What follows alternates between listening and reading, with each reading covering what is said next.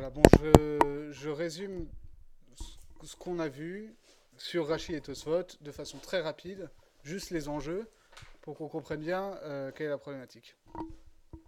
Donc on a vu cette Gemara où Abaye et Rava débattent de savoir, en gros, si ce qui définit ou ce qui peut définir l'appartenance de deux aliments, de deux Isurim à un même mine, au-delà de ce qu'ils ont l'air d'être d'accord pour définir comme mine, c'est-à-dire ce qui a l'air la définition première de mine, il y a un critère secondaire qui serait pour Abaye le Ta'am et pour Rava le Shem.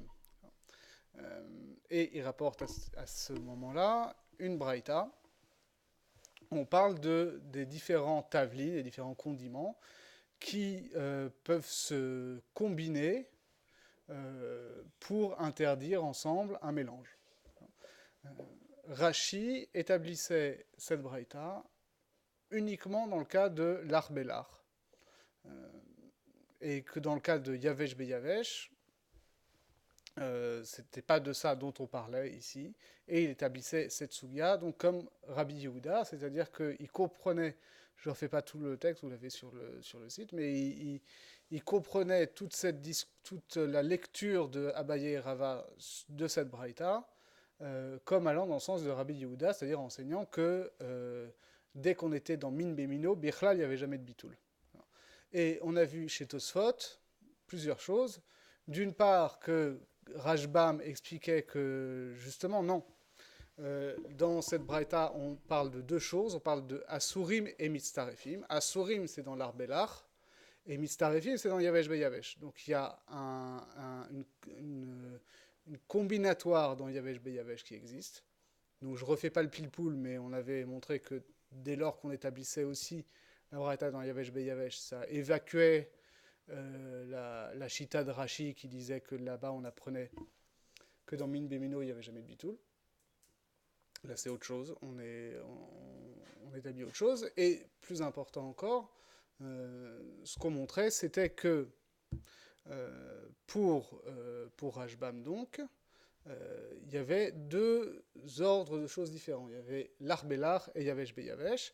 Et ce sur quoi tout le monde était d'accord dans la Mishnah, c'est aussi bien Tanakama que Rabbi Shimon, c'est que dans l'Arbelach, le Tam était un critère, en tout cas si on suit Hezekiah, mais a priori c'est le cas ici. Dans l'Arbelach, le Tam était un critère suffisant pour qu'il y ait un Tzirouf des Isurim. Là où il y avait une marloquette entre le Tanakama et Rabbi Shimon, c'était dans Yavesh Beyavesh. Dans Yavesh Beyavesh, si on suit la braïta de Hezekiah, dans Yavesh Beyavesh, pour Tanakama, le Ta'am était un critère suffisant pour qu'il y ait Tsirouf. Pas pour Rabbi Shimon. Pour Rabbi Shimon, il faut que ce soit Dafka, le même mine, et en plus le même Shem. Et toujours dans cette même logique, comment est-ce qu'on définit ces Shem ici? Pour Rashi, Shem, c'est une sous-catégorie du mine, c'est-à-dire que ne pouvait être de même Shem que ce qui faisait partie du même mine. Par contre, pouvait être de Shem différents, des Isurim qui font partie du même mine, mais qui relèvent de sous-catégories différentes. D'accord. Mais c'était du même ordre. L'exemple classique de Rashi, c'était donc Pilpel Shachor, Pilpel Lavan, Pilpel Aruch. Tout ça, c'est du mine Pilpel, et ça a un Shem différent. Et pour Tosfot, toujours en suivant le fait qu'il faut quand même pouvoir comprendre le Rabbi Shimon de la Mishnah, Shem était compris comme Shem Issour. Autrement dit, ce que Rashi appelle Shem, pour Tosfot, ça fait encore partie du mine. Ce que Tosfot appelle mine, ce que Tosfot appelle Shem dans la perspective de la Mishnah, c'est Issour. Autrement dit, donc pour Rabbi Shimon, il faut que ce soit le même Shem et le même Issour pour qu'il y ait un Tserouf dans Yavesh Beyavesh. Et enfin, on établissait, toujours dans Tosfot, que autant pour Rashi, le Hezekiah ne fonctionnait que selon Rava, c'est-à-dire que selon Abaye, pardon, c'est-à-dire que le Tam, c'était un critère qui fonctionnait donc uniquement dans l'Arbelach et que pour Availlé. Et pour Rava, à partir du moment où Rava établissait la Mishnah comme Rabbi Meir, qui dit que tous les Isurim sont mitztarfin, même si c'est pas le même min, même si c'est pas le même shem, à ce moment-là, on n'a pas besoin du critère de Chezekia. Quoi qu'il arrive, il y a un tserouf. Et au contraire, pour Tosfot, dans la mesure où, encore une fois, je ne refais pas le pile-poule, mais dans la mesure où, par ailleurs, dans la Mishnah et la Gemara qui suit, dans Shabbat, on établit, on établit le Stam Gemara comme Chezekia. Mistama, c'est difficile de repousser complètement Chezekia, puisque c'est difficile de dire à la fois que la halacha elle est comme Rava, et que le Stam Gemara il est comme Chezekia, et que Rava est en complet désaccord avec Chezekia. Et donc Tosfot, de façon assez sensée, avait établi que, au contraire, qu'est-ce qui se passait? Pour Rabbi Meir aussi, on avait besoin de Chezekia. Et donc, il faut bien comprendre, Rabbi Meir ici, c'est Tanakama. Donc, il faut établir Rabbi Meir comme Chezekia, aussi bien dans l'Arbelach que dans Yavesh Beyavesh. Parce que c'est ça la différence avec Rabbi Shimon. Donc, dans l'Arbelach, on comprenait bien qu'on avait besoin du critère de Tam, parce que c'est quand même le critère premier dans l'Arbelach. À cause de la notion de Tam Keikar. Alors, je ne reviens pas sur la grande marloquette qu'on a déjà vue entre le Rashba et le Ran, sur savoir pourquoi, qu'est-ce que ça veut dire Tam Keikar dans l'Arbelach. Est-ce que c'est une histoire qu'il faut qu'il y ait en plus bitoul du Tam, en plus du bitoul du Goufa Issour? Ça, c'est Rashba. Ou est-ce qu'il faut que. Ou est-ce que le problème de Tam, c'est un problème de Hakarat à Issour? Ça, c'est le Ran. Je ne reviens pas là-dessus, mais en tout cas, pour Rabbi Meir, dans l'Arbelach, on a besoin du critère de Chezekia, parce que le critère souverain, c'est Netinat Tam, dans l'Arbelach. Et dans Yavesh Beyavesh, Mistama, on a aussi besoin, parce que sinon on serait dans la position de Rabbi Shimon. En tout cas, on perdrait le parallélisme avec Rabbi Shimon. On perdrait ce qu'on a établi dans le premier Tosfot. Donc pour Tosfot, Mistama, on était resté là-dessus la dernière fois, hein. C'était pas très clair, mais à mon avis, c'est comme ça qu'il faut le comprendre. Pour Tosfot, le critère de Chezekia, il fonctionne aussi pour Rabbi Meir, c'est-à-dire, comme l'explique Tosfot, Rabbi Meir, quand il dit Kol ha'isurim shebatorah mitztarefin, c'est pour dire qu'un demi-kazaït se combine avec un autre demi-kazaït pour rendre Chayav Malkut. Donc ça, c'est quand c'est BN. C'est quand le mec, il avait devant lui un demi-kazaïd de crevettes et un demi-kazaïd d'autres choses, et il a mangé les deux, et au final, il a fait un acte de achila sur un kazaïd entier, et c'est pour ça qu'il est chayav malkout. Mais pour Yavesh quand c'est dans Ta'arovet Yavesh Beyavesh, il faut quand même qu'il y ait un critère, explique Tosfot, qui est un critère commun aux différents Isurim. C'est-à-dire soit que c'est le même min, ça c'est clair, soit que c'est le même shem, si on suit la logique de Tosfot qui vraiment lit la Braïta dans la perspective de la Mishnah, où là-bas, la réponse de la chita de Rabbi Shimon, c'est qu'il faut que ce soit même shem et min différent, ou même min et shem différent. Donc pour Rabbi Meir, il faut qu'il y ait le même shem, ou le même min, ou dit Rava d'après Tosfot, le même Ta'am. Il faut au moins qu'il y ait un tzad commun pour qu'il puisse y avoir un tserouf dans Ta'arovet. Ce qui n'est pas le cas quand c'est BN. D'accord ? Voilà comment on l'a établi. Alors, je voulais faire rapidement quand même les Tosfot dans Shabbat. Bien sûr, on peut faire pour la Refoua Shlemat. Donc, Refoua Shlemat de Rachel Bat Esther. Et de Myriam Bat Rachel, je rajoute aussi. Donc je prends Tosfot dans Daf Pétet Amoud Bet. D'accord ? Je rappelle le contexte là-bas. C'est là-bas on est dans Ichot Shabbat. Donc la question de savoir quel est le shiur minimum d'un objet pour qu'on soit chayav quand on fait une autre ça avec. la Mishnah, là-bas, elle établit que ça, en fait, le shiur minimal pour un objet dépend de l'usage de cet objet. C'est-à-dire, la Mishnah, elle établit que, par exemple, quand on sort des brindilles de bois, il faut que ce fagot de brindilles soit suffisant pour faire cuire un œuf. Pour quand on sort des épices, c'est intéressant comme notion. Quand on sort des épices, il faut qu'elles soient suffisantes pour épicer un œuf. C'est marrant parce que la semaine dernière, juste le lendemain, au cours de micro, on a revu cette Gemara-là, Ouais. pas cette Mishnah, mais l'autre Mishnah où ils disent, en fait, ils ramènent différents aliments pour différents animaux, et ils disent, pour tel, par exemple, la vache elle mange du foin, il faut une quantité suffisante de foin pour remplir la bouche d'une vache, ou tel animal mange tel. Enfin, Ouais. Donc c'est très c'est toujours intéressant. C'est intéressant de voir. C'est pas du tout notre sujet, mais la notion est, je trouve très intéressante de dire le chiour d'un objet pour rendre chayav de Hotza, c'est lié à l'usage de l'objet. Donc, autrement dit, un objet, il se définit par son usage. Je laisse aux philosophes parmi vous. Voilà. Si vous voulez lire dans Heidegger et être étant, vous aurez tout ça. Mais en tout cas, ici, on voit qu'il faut que la quantité minimale d'épices, c'est pour pour qu'on puisse épicer un œuf. Et on pose la question là-bas. Euh, euh, Qu'est-ce que dit la Mishnah? Pardon. T'as dit qu'elle est ça ou mitzarefin. Donc la Mishnah dit ces épices-là, elles se combinent entre elles.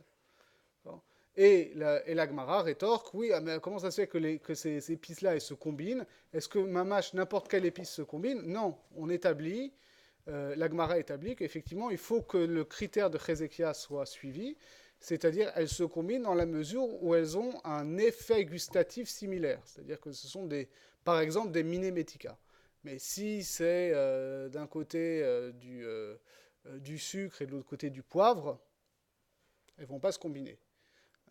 Il faut que ce soit des choses qui épicent, par exemple du poivre et du piment, ou alors du sucre et un autre truc sucré, je sais pas, de la betterave à la limite, j'en sais rien.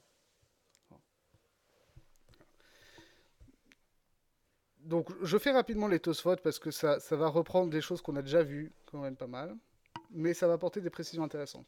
Donc le premier là-haut, Tavlin. Tavlin, Shnaim ou Shosha Shemot, viennent min echad. Que des Tavlin donc, qui portent des noms différents qui sont de même mine. Vous avez déjà fait la Mishnah?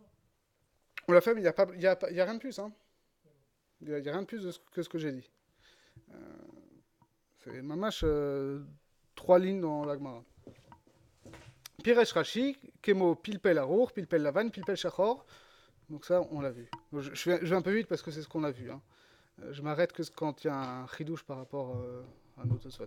Ou les pirouches, ha, de katane besefa Rabbi Shimon Omer, shne shemot mimin echad, o shne minim mishem echad, el mistarefin, mashke chetle, shne minim mishem echad, ki en shishamiu le kaman, tre gavne ahala. D'accord. Donc, voilà, il y a bien. Donc, contrairement à ce qui était dit dans notre Tosfot, ici on établit que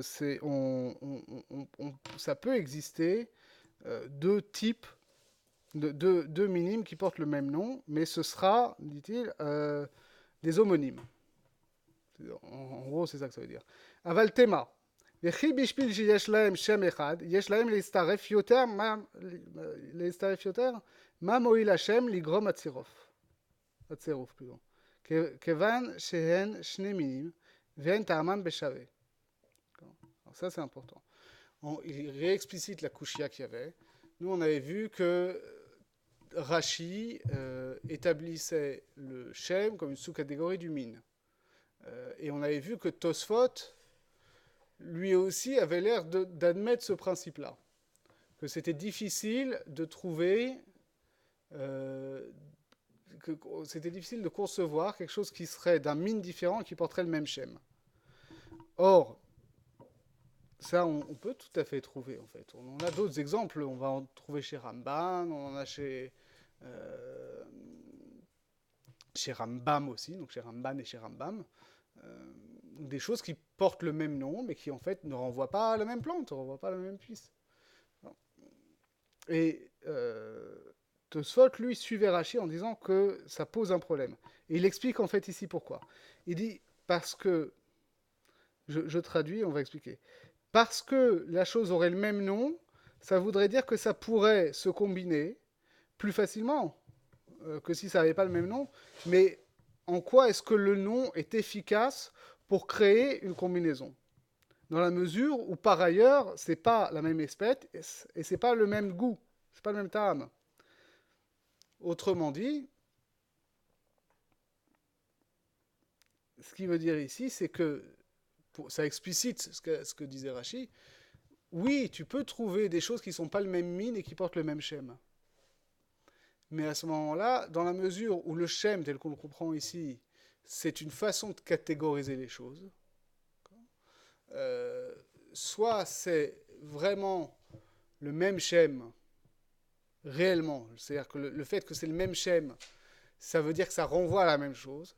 Alors, schème, c'est la même chose que mine. Alors, sauf dans un cas où tu peux avoir, par exemple, pilpel shachor, pilpel lavan, où là c'est le même mine, mais tu as un déterminant qui vient s'ajouter, et à ce moment-là, ce n'est pas le même schème. Autrement dit, tu as dans pilpel shachor, pilpel lavan, pilpen qui est le premier schème, qui est le mine, et shachor ou lavan, qui est un schème de complément, qui est le schème proprement dit. On ne va pas au mine. Mais toujours est-il que c'est une sous-catégorie du mine. Dit Tosfot ici, si tu n'as pas le premier terme qui renvoie au vrai mine et que tu as juste le deuxième terme, c'est-à-dire que pour caricaturer un petit peu, si c'est pas pilpel lavan et pilpel shachor, mais pilpel lavan et betzel lavan, pas parce que ça a le même schème, entre guillemets, c'est pas forcément un exemple très élégant. En tout cas, vous voyez ce que je veux dire. On peut trouver, plus exactement, si j'ai du loup, du loup, d'accord, et du loup de mer, d'accord. C'est le même schème, d'accord, c'est le même schème, les gens appellent ça de la même façon. Mais c'est pas le même mine, donc à ce moment-là, le schème, c'est juste de l'homonymie. Et c'est ça que dit Tosfot. À partir du moment où quelque chose porte le même schème mais ne fait pas partie du même mine, on est dans de l'homonymie. Et on ne comprend pas pourquoi est-ce que l'homonymie créerait une nouvelle catégorie de mine. Non, mais là, c'est pas le même schème. Loup à loup de mer. C'est loup, le loup de mer, parce qu'on précise loup de mer, mais ça s'appelle du loup. Mais c'est pas le même. C'est pas Le loup et le loup. Ouais, il y a un poisson, le bar, ça s'appelle aussi du loup. D'accord. C'est quoi le bar? Non, mais si on reste sur le. Le bar, c'est un poisson normal. Ouais, c'est un poisson normal. T'as jamais mangé du bar, c'est très bon. Le bar. Du loup et du loup, ok, ça porte le même schème, mais c'est clair que c'est pas le même mine du tout. Donc le schème, il est une homonymie. L'exemple que va donner Ramban, alors il faudra voir dans quelle mesure c'est la même chose ou pas. L'exemple que donne Ramban, c'est différentes choses qu'on appelle fèves. Et en fait, c'est pas du tout la même espèce. C'est juste que les gens, ils appellent ça... voilà. C'est une catégorie botanique, la fève, quoi. Voilà, mais là, sauf que, par exemple, en France... Par exemple. Voilà, fèves de cacao, mais ça n'a rien à voir. Ou tu vois, par exemple, tu vas dans une épicerie chinoise, ils vont te vendre des pommes chinoises, d'accord. Ça n'a rien à voir avec la pomme. Ou la pomme et de la pomme de terre. Pomme et pomme de terre et pommes chinoises, ça a le même schème, mais c'est clair que c'est pas le même mine. Donc dit Tosfot, c'est pas parce que les trois s'appellent pommes que ça serait mitzaref. Voilà. Donc tu peux en trouver plein des cas comme ça, mais ça, dit-il, ça nous intéresse pas. Donc voilà, c'était juste la précision. Et après... Il appelle ça.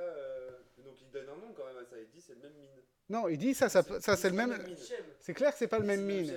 Et le fait que ça soit le même schème, on voit pas quelle incidence à l'Afrique ça aurait. D'accord. Parce que c'est de l'homonymie, c'est de l'arbitraire. Même pour Hachi, on sait pas alors qu'est-ce qu'il donne comme mine et qu'est-ce qu'il donne comme schème. Parce que si c'est pas juste l'ordre des mots qui fait que Le premier mot, c'est le. Alors on va revenir dessus après, je garde ça, parce qu'effectivement c'était notre question de savoir, parce que dans Rashi, l'exemple qui est donné de mine, de mine et de shem, c'était pilpel shachor, pilpel lavan. C'est le deuxième mot qui détermine. Voilà, c'est le deuxième mot qui est le shem et le premier mot qui est le mine. Et l'exemple qui est donné par Rava pour dire que c'est deux choses qui sont, pour dire Batar Shema Zinan, on suit le nom comme créant une catégorie. C'était chala de shecha et chala de chamra, du vinaigre de vin et du vinaigre d'alcool. Or là-bas, donc, chala, c'était le shem, et shecha ou chamra, c'était le mine. Parce que la matière qui fait la chose, c'est du fait que c'est l'un l'alcool et de l'autre du vin, et c'est pas le même mine. Mais là-bas, donc, pour Rava, intervient un autre critère qui est effectivement... on verra dans Ramban. Mais là-bas, on n'est pas dans de l'homonymie, parce qu'effectivement, les deux, il dit, les deux, on appelle ça chala. Les deux, ça s'appelle du vinaigre. Et là, c'est pas une homonymie. Les deux, c'est vraiment du vinaigre. Mais c'est des vinaigres de minimes différents. Donc, c'est une précision qu'il faut avoir en tête. Quand on parle de Shem, c'est pas Shem, Stam, comme ça, le fait que, bon, ça porte le même nom.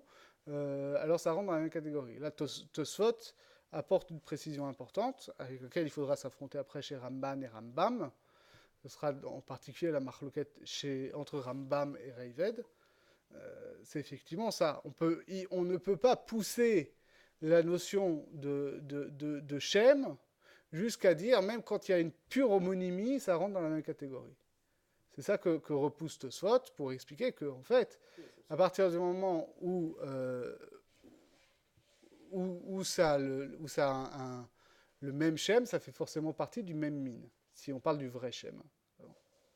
Est-ce que là, Tosfot ne vide pas un petit peu le côté un peu nifla de cette notion?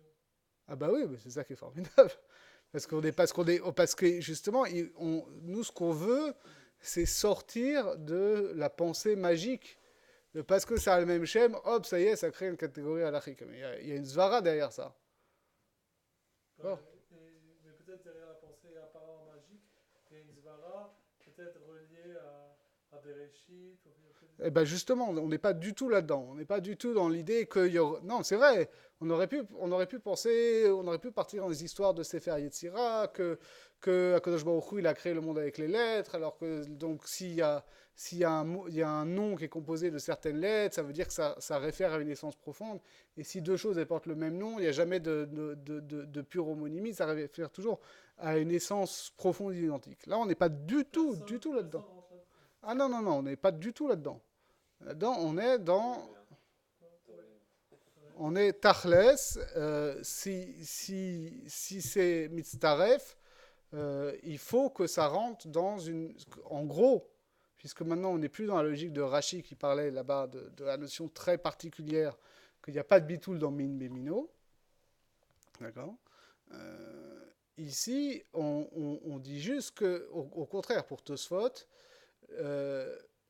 on a besoin de dire que les objets sont identiques, vraiment identiques. C'est pour ça qu'il n'y a pas de bitoul. C'est pas parce que Stam c'est Min Bemino et que par ailleurs il y aurait un qui serait Issour et l'autre qui serait Éther, et pourtant il n'y aurait pas bitoul. Là-bas, je renvoie pour ça à ce qu'on a vu il y a longtemps, mais qu'il faut toujours avoir bien en tête. Vous savez ce qu'on a vu dans le Ran sur Nedarim, de la marloquette entre Rabbi Yehuda et Chachamim, sur est-ce qu'il y a bitoul dans Min Bemino ou pas. Je rappelle rapidement, le Ran disait là-bas que la marloquette n'est pas sur le fait est-ce qu'il y a bitoul dans Min Bemino ou pas. En fait, sur le fond, la notion, Rabbi Yehuda et les Chachamim sont d'accord que dans un vrai Min Bemino, il n'y a pas de bitoul. Pourquoi ? Parce que quand c'est du vrai Min Bemino, c'est en fait le même objet. Donc, un objet ne peut pas être Mevatel lui-même. D'accord ? Si c'est vraiment la même chose. Ça n'a pas de sens. D'accord ? Je peux comprendre que, à la limite, qu'il y ait du éther qui soit mévatel du éther, par exemple, je ne rentre pas de savoir si la halakha est comme ça, c'est une grande marloquette. Je peux comprendre que du lait soit mévatel de l'eau ou de l'eau soit mévatel du lait, ça je comprends. Mais dire que de l'eau c'est mévatel de l'eau ou du lait c'est mévatel du lait, quand c'est les deux du lait de éther ou les deux de l'eau de éther, ça n'a aucun sens. Donc tout le monde est d'accord que quand c'est vraiment des objets identiques, il n'y a pas de bitoul. La discussion, c'est que pour Rabbi Yehuda, c'est ce qu'on va appeler le min de la chose qui est déterminant pour savoir si ça reste la même chose. Donc dès que par exemple c'est du permis et de l'interdit, mais que c'est la même chose, par exemple voilà, c'est de la viande permise et de la viande interdite, à ce moment-là il n'y a pas de bitoul, parce qu'on est toujours dans la même chose. Pour les chachamim, dès qu'il y en a un qui est issour et l'autre qui est éther, on n'est déjà plus dans un vrai min bémino. Mais comment ça peut être les deux du éther? Si c'est deux du éther, il n'y a pas de issour, donc qu'est-ce que tu mévatel? Si c'est... Non, parce que je parlais... mévatel avec du issour, tu ramènes encore du issour, j'ai pas compris. Non, parce que je parlais par exemple le cas où, imaginons, tu as du lait qui a été mévatel dans de l'eau, et ensuite tu mets de la viande dans cette eau-là. Est-ce que tu vas avoir un problème de bassar bechalav ou pas? Est-ce que tu considères que le lait était déjà battel dans l'eau ou pas? Ah, c'était mon cas. Mon cas, c'était peut-être un peu baptême, non? Si le yaourt il est tombé dans l'eau. Et c'est pour ça que je t'ai demandé combien il y avait d'eau. Ouais, il y avait un petit peu d'eau. Voilà, donc c'était pas suffisant pour être forcément Il y mévatel. avait 60 fois. Combien de fois il faut? 60 fois. Il y avait 60 fois plus d'eau que de lait qui est tombé. Peut-être. Ouais. Alors il n'y a aucun problème. Mais il est pas. Il est resté. Tu sais, c'est du yaourt. Il reste. Il n'est pas. C'est pas grave, ce qui compte c'est le ta'am. Il est resté en bloc. Oui, mais là on va calculer le ta'am pour les proportions. C'est-à-dire qu'on va, on va considérer les khumra quand... Si on prenait ça, juste ça, peut-être qu'il y aurait le tam du yaourt. Voilà, c'est-à-dire même si on enlevait le gouffre à Issour, il faut quand même un bitoul du ta'am, et la seule façon d'établir la quantité de ta'am, c'est de prendre la quantité du gouffre à Issour qu'il y avait à l'initiale. Là, j'ai pas compris. C'est-à-dire que même si tu enlèves ton morceau de yaourt qui est tombé dans ton bol, Oui. il y a du ta'am du yaourt qui s'est répandu dans l'eau. Oui. Combien il y a eu de ta'am? Ouais. La seule façon, c'est de dire il y avait autant de ta'am en termes quantitatifs qu'il y avait de gouffre à Issour. Peut-être qu'il y en avait moins, mais j'ai pas d'autre façon de calculer. Tu veux dire que ça rend au cerf s'il y a le tam du yaourt? Ouais. Même sur le Ça goût. dépend où tu prends l'eau. Si tu prends le gouffre à Issour, bien sûr, il y aura le tam du yaourt. Mais si tu prends de l'eau à côté, il y aura pas de tam du yaourt. Ça dépend. S'il y avait moins de 60 fois le volume d'eau. Volume. Ouais. Volume, ça marche. Ouais. Oui, c'est en termes de volume qu'on peut calculer. Ah, c'est en termes de volume. Et s'il y a moins, c'est-à-dire s'il y a 60 fois plus d'eau, mais il y a quand même du tam de yaourt.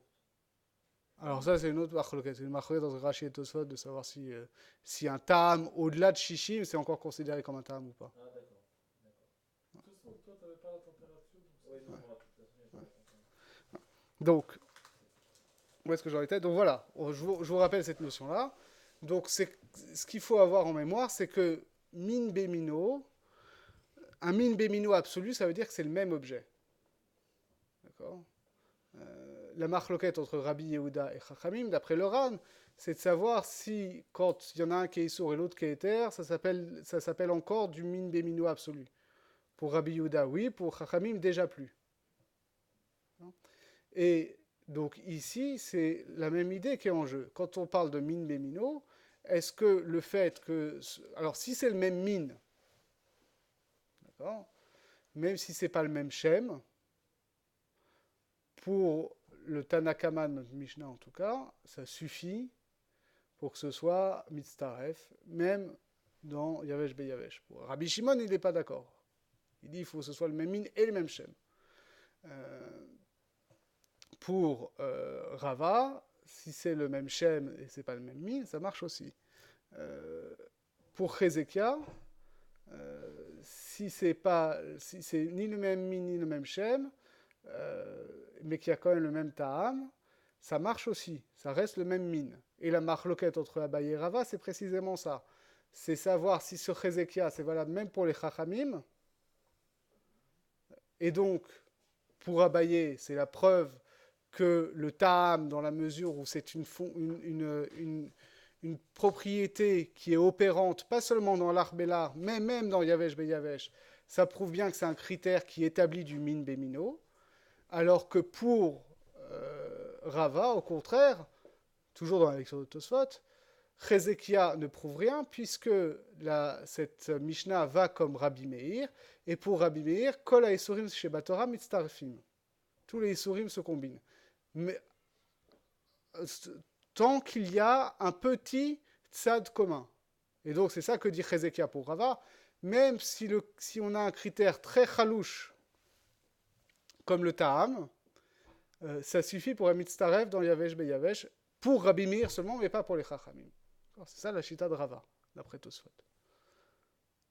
Et donc on comprend ici ce qu'ils nous disent que, au contraire, même pour Rava, le même shem n'est pas suffisant à faire rentrer les deux objets dans un même min si c'est juste une pure homonymie. Il faut que ça renvoie à une certaine réalité. Donc on comprend mieux aussi quand on dit chala de chamra et chala de shicha. C'est-à-dire, oui, ok, à la base, il y en a un, c'est de l'alcool et l'autre, c'est du vin, donc c'est pas le même min. Mais au final, on a les deux qui sont du vinaigre. Et le fait que les deux soient du vinaigre, ce n'est pas une homonymie. Ça rentre bien dans une même catégorie. Mais c'est pas une catégorie du min initial. C'est une catégorie que Rava appellera Shem. Et Abaye, lui, il va contre ça. Il dit le fait que ça rentre maintenant dans la même catégorie de Chala n'est pas suffisant pour que ce soit du min bémino. Parce que le critère déterminant, c'est que ce soit le même ta'am. Voilà, on a un petit peu revu tout ça. Il y a des catégories essentielles, c'est-à-dire sur l'objet lui-même. C'est vraiment le même. C'est-à-dire que les deux sont les terres et c'est le même truc. Et après, c'est juste des classifications. Voilà, tout ce qui compte ici, c'est des classifications. Est-ce que c'est le même objet? Est-ce que c'est pas le même objet? Je passe très rapidement. En fait, on n'a pas besoin de faire d'Afka le Tosfot qui vient après. Parce qu'en fait, le Tosfot qui vient après s'intéresse. Le Tosfot qui vient après s'intéresse à savoir comment ça fonctionne pour que ce tsérouf-là fonctionne pour rendre Chayav Malkout. D'accord. Donc savoir est-ce que c'est valable uniquement quand c'est des Isurim qui touchent au korbanot, est-ce que c'est valable pour tout, etc. Bon. Donc pardon, je voulais faire l'autre petit Tosfot qui est en haut du Daf Tzadé. Donc qui vient donner un petit diouk sur Chezekia encore. Donc il dit, je répète ce que dit Chezekia. Yamar Chezekia, bemine metika shanu, huil ve'arawil lematek kadera. Tama de chazul lematek et kadera halav achi lo. Donc dit Chezekia, ça se combine. Les différents tavlines se combinent dans la mesure où ce sont des minémétika, où ce sont littéralement des édulcorants. C'est comme ça qu'il faut comprendre la Mishnah. Pourquoi? Parce qu'elles sont raouyin les matak et akadera. C'est parce qu'elles ont la capacité d'édulcorer le plat. Tosot revient. Oil veraouin les matak akadera. Oil ou mamtikin havele les memar. Donc il aurait fallu dire, au lieu de dire qu'elles ont le potentiel d'édulcorer le plat, il aurait fallu dire, étant donné qu'elles édulcorent le plat. Que des piresh besov klal gadol, comme on explique un petit peu avant. Vetema achi maire ibenoten ta'am. Non, voilà. Vetema achi maire ibenoten ta'am afilu shar minim nami. Dit-il, si le problème, c'est un problème de noten ta'am. D'accord? Et s'il y a noten ta'am ici, que ce soit minémétika ou autre chose, ça ne change pas grand-chose. L'important, c'est noten tam. D'accord? Ve'ib en baem noten tam, afilo minemitika namilo. Et si, sauf, dans ce mélange-là, il n'y a pas de netinatam, à ce moment-là, même si c'est minemitika, dans la mesure où on ne perçoit rien, alors ça n'interdit pas non plus. Donc, je reprends la question. J'ai pas compris le diouk qui fait, ça change quoi en fait si c'est, il est en train d'expliquer là. Ouais, c'est ça, il est en train d'expliquer. Il dit, on aurait dû dire, voilà, ce qui compte, c'est l'effet effectif que ça produit. Et dit-il, à ce moment-là, mais le problème, si c'est l'effet effectif que ça produit, Mumanafchar, soit c'est Notentam, soit c'est pas Notentam. Le diyuk d'Afka de Minemetika, je vois pas qu'est-ce que ça m'apporte. Veyesh lomar, de afilo beyesh baem Notentam, shari, beshar minim, de Notentam nivgamhu. Et ça, c'est le Rikili. Il dit, en fait, ici, on parle d'un cas où il y a Notentam, et encore une fois, ce n'est pas suffisant. Pourquoi? Parce que si c'est pas Minemetika,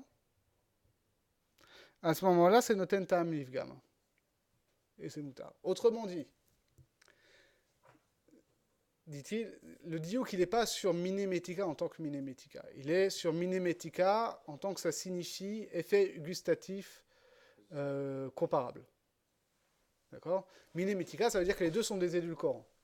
Il n'y en a pas un qui est du poivre et l'autre du sucre. Et sa question, c'est de dire, mais imaginons qu'il y en ait un qui soit du poivre et l'autre du sucre. D'accord? De toute façon, la question, c'est Notentam. Si, sauf, dans le mélange, je sens le poivre et le sucre, c'est Notentam, c'est Mitztaref. Si je sens ni le poivre ni le sucre, à ce moment-là, il n'y a pas de problème de Notentam, mais que Mitztaref ou pas, ça ne me concerne pas, c'est pas Minemetika. Dit-il, en fait, ici, ce qui compte, c'est qu'il faut deux choses. Il faut d'une part qu'il y ait une perception du tam, quoi que ce soit, pour que ce ne soit pas Batel, et il faut en plus que ce ne soit pas Notentam Livgam. C'est-à-dire, si tu sens le sucre et le poivre, d'accord, alors à ce moment-là, c'est Notentam Livgam, parce que ton truc, il est immangeable. Alors, pour l'instant, on n'en est pas encore à cette notion de Notentam Livgam qui est énorme, parce que justement, nous, on a l'idée préconçue dans la tête que le problème de Notentam, c'est qu'on perçoit le issour dedans. Alors, c'est ça l'idée de base qu'on a en général. Donc, normalement, même si c'est Notentam Livgam, le goût, il est présent, donc c'est pas Batel, donc ça change rien. Or, en fait, Notentam Livgam Moutar. C'est-à-dire qu'un goût ne va interdire un mélange que dans la mesure où il apporte un bénéfice à ce mélange. Et pas s'il vient en termes de qualité gustative en soustraction. Et ce qu'on vient nous dire ici, c'est que effectivement, si on n'a pas du poivre et du piment, qui seraient deux minimes qui ont le même type d'effet gustatif, mais qu'on a du poivre et du sucre, tu peux sentir le poivre et le sucre dans ton mélange. Et donc l'un n'est pas mévatel l'autre, dans le sens où il masquerait le goût de l'autre. D'accord? Et donc on ne percevrait plus le sucre à cause du poivre ou inversement. Là on perçoit et le sucre et le poivre, mais dans la mesure où le mélange de sucre et de poivre, je ne parle pas pour les Galicianers qui mangent leur gefilte fish très sucré avec du poivre dessus. Et pour Stam, les gens du sucre et du poivre, c'est quelque chose qui combiné, c'est ça qui est très particulier, combiné à un effet délétère sur le mélange, à ce moment-là, non seulement il ne se combine pas pour interdire le mélange, mais au contraire, ils s'annulent l'un l'autre. Pas en termes qu'ils masquent le goût, mais en tant qu'ils s'associent pour faire un mauvais goût, et donc leur potentiel de issour disparaît. En fait, Matok, il ne faut pas le prendre comme sucré, mais peut-être agréable. Ouais. Non, c'est juste que ça a le même type d'effet gustatif. Mais non, parce que si tu dis que c'est... Sinon, tu restes dans le même problème. Non, c'est le Non, même c'est pas la genre, chose. c'est genre sucré, salé. poivré et tout ça. De toute façon, là, tu peux trouver des exemples de goûts qui ont des Il y a goûts des- entre guillemets contraires et pourtant ça pourrait bien aller ensemble. D'accord, mais Ouais. c'est on a un problème. Et là, c'est pas une tentacle.